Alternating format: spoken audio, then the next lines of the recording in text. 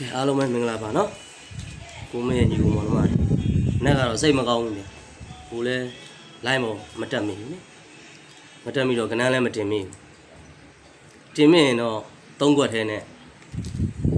တစ်ခွက်မိအောင်ပေါ့နော်ဗုဒ္ဓဖူးနေ့ကလည်း၃ဘက်သီးနဲ့9 3ည38အခွေ30ဆိုပြီးအောင်ခဲ့ဂျာတာပရိနေ့ကလည်း3ခွန်50 main ဆိုပြီးတော့3ခွန်အောင်ခဲ့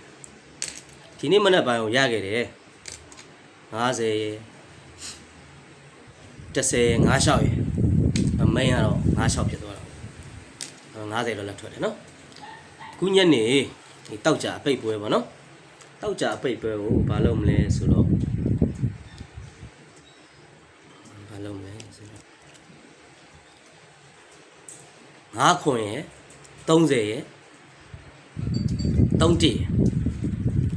မိန်းတစ်ခွက်တော့ယူပြီမယ်